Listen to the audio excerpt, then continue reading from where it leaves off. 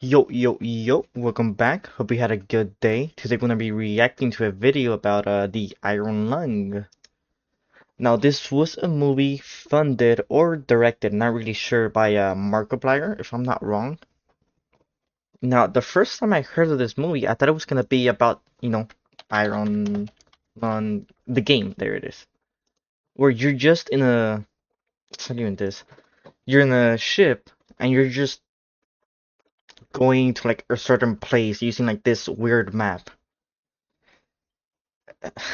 It's a shitty game. Sorry, it's a shitty game. It's not even a horror game itself. The only like scare is at the end when this like fish like gets you while your like ship is drowning. I don't see how you can make this into an entertaining movie, but from all the reviews I heard, apparently it's like really good. Again, I'm not sure how, unless he had like more backstory somehow. But again, at the end of the day, if they're doing a movie around the game, he's just gonna be inside this submarine, like going forward to the left, to the right, like, and just watching pictures or taking pictures. There shouldn't be anything really interesting. Admit this one came out of nowhere. I can't really explain how, but for some reason I knew next to nothing about this movie, or the guy who made it, or the lore behind it until like a couple of It's a game. Like, days ago when suddenly everyone was talking about Iron Lung. I mean, can you really blame me though? A YouTuber making a low budget independent horror movie? Haven't we just to be fair, Markiplier himself has made like things like this before. Like I remember he made like a, I don't know what it's called, but he had like multiple like mini YouTube shorts, but they weren't shorts. They were like YouTube videos. And then you could like choose. It was like a choice-based game, but on YouTube. Like he did something similar.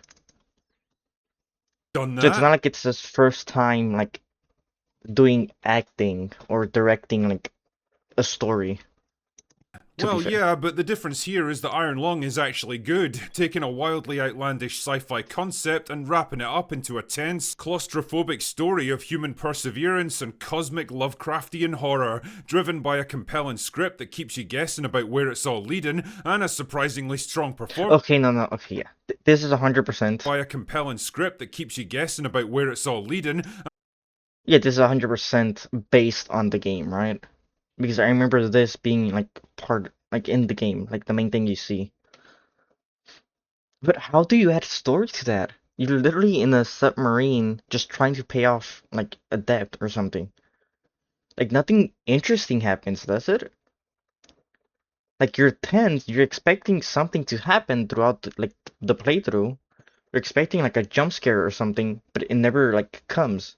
You kind of just sink and the fish eats you.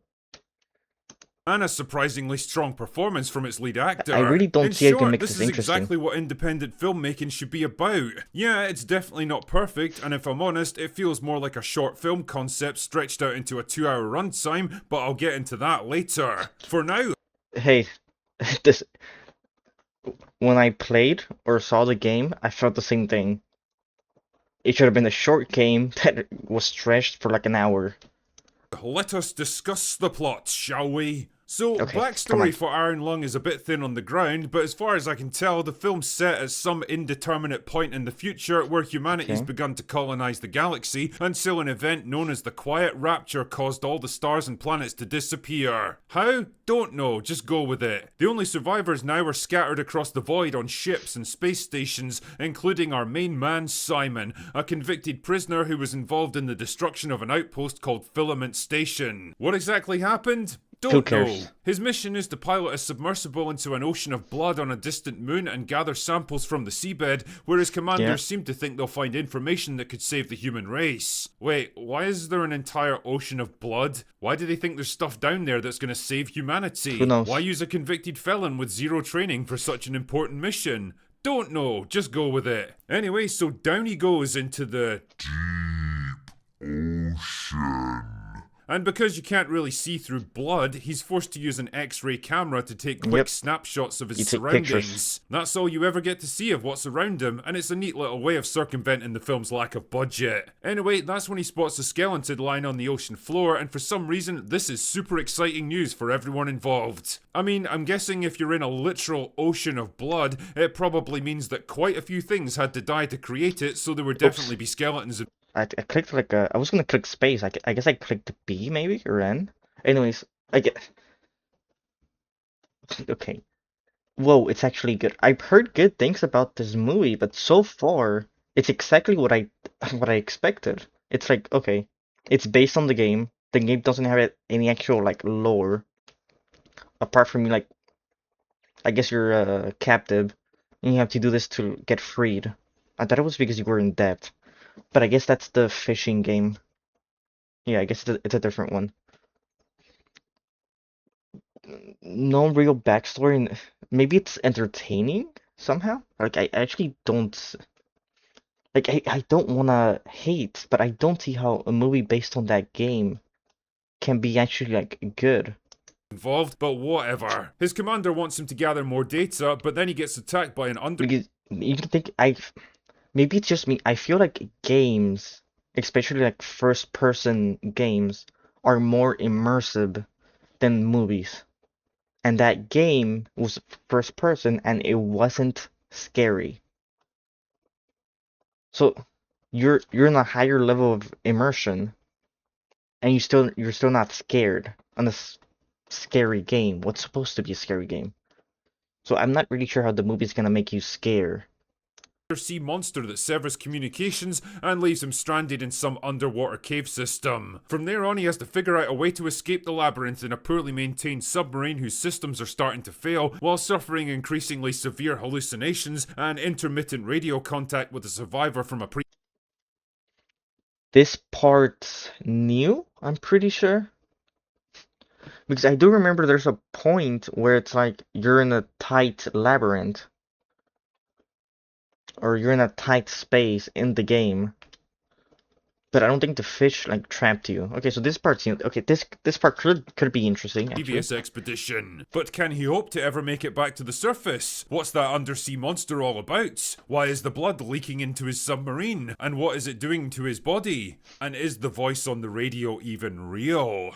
You know, it's interesting to compare this movie to Shelby Oaks because on the surface the two films have a lot in common. They're both independent horror movies made by YouTube personalities with roughly comparable budgets, but the difference is the creative philosophy behind them. Whereas Shelby Oaks was basically a patchwork quilt of tried and tested horror tropes wrapped up in a safe conventional plot that's been done a million times before, Iron Lung is a risky, wildly inventive concept, setting up an interesting and creative premise that allows it to make the most of limited resources and constantly keeping you guessing. Honestly, to be fair, it's actually original at least, right? Like being in a submarine, like the whole story being in the submarine at least, like that's original, right? I still don't see how you can make this like scary, but you know it's original. About where it's all heading. One is an better than just a copy paste like a horror like cameraman recording everything paranormal type like movie. Actual creative horror movie willing to take risks made by people with a story to tell. The other feels more like an AI's idea of what a horror movie should be, made out of obligation rather than artistic passion. And well, the results speak for themselves. One practically vanished without a trace, and the other seems to be making waves at the box office. 70 million, Not to worry though, Chris. I'm sure there's plenty more predatory gambling apps for you to shill. He's out of line, but he's right. The other big surprise for me was Markiplier as I've lead never watched that actor. guy. Well, basically the only actor now that I think about it. I mean, let's be real here. Financing your own movie so that you yourself can star in it is a risky move that could have turned the whole thing. Yeah, it's a pretty like high ego, right? Like, oh, I'm gonna make the movie and I'm gonna be like the main actor. But if it works, like Into a laughable vanity you know project. I mean? YouTubers aren't exactly known for their dramatic acting range, especially if they have to carry an entire movie by themselves. But credit to the guy, he pulls off a surprisingly strong, compelling performance as a desperate man pushed to his mental and physical limits, with the vague promise of freedom at the end. It's all good stuff, and you can't help but root for the guy. I said before that Iron Lung's only real weakness is the sluggish pace, mainly caused by the lack of real plot events and other characters to bounce off. The film's 2 hours long, and although it definitely gets its momentum back for the finale, this second act is pretty slow and tedious. I'm not gonna lie, I was starting to lose focus on what the protagonist was actually doing and getting a little bored of being trapped in one location for the Well, that's exactly how the game is. You're pretty much doing the same thing, and by like the second or third like picture or like point you reach, you're like, okay, the next one is gonna have a monster. Okay, the next one's gonna have like a jump scare. Like I'm gonna be scared at some point. I'm not just playing a puzzle game or like a driving game while blindfolded kind of like mini game. Like I got this scary game, it's gonna scare me. But it never really happens. entire film. I get that it's supposed to play into the film's atmosphere of claustrophobia and paranoia, and it's obviously a direct copy of the video game that it's based on, but there's an obvious distinction between tension and boredom when it's stretched too far, and Iron Lung definitely crosses the line at times. I can't shake the feeling that this setup would have made for an awesome 30-minute short film rather than a drawn-out 2-hour feature, but what the fuck, nobody's going to a movie theatre to see a 30-minute film. Overall though, I think Iron Lung is a movie that's way better than it has any. I mean, you could, right? Like 30 minutes? 30 minutes is good, I feel like.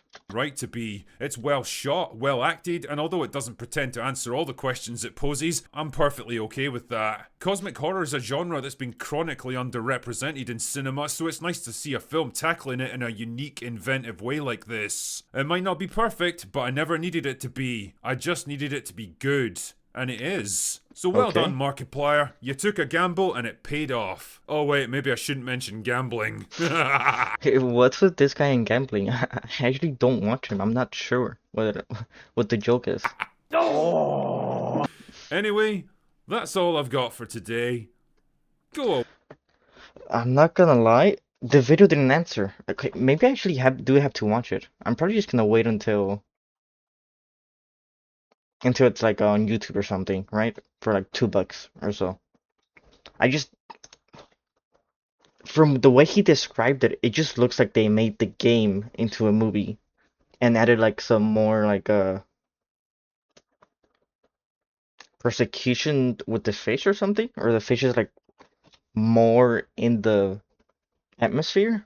It's not just at the end where you like see it once.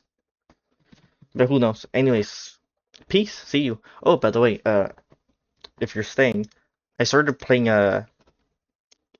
Cataclysm or whatever, the mod for Terraria. I mean Revengeance. I'm trying out the rogue class. I got really unlucky with this. I'm having trouble beating the Eye of Cthulhu because I'm not one-shotting the little eyes when I hit the main eye. So I'm pretty much just getting overwhelmed.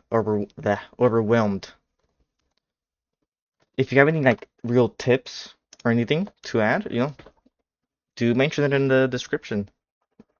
Then again, I'm probably gonna upload this video in like 2 days. So maybe by then I already beat the boss. But hey, any tips are welcomed.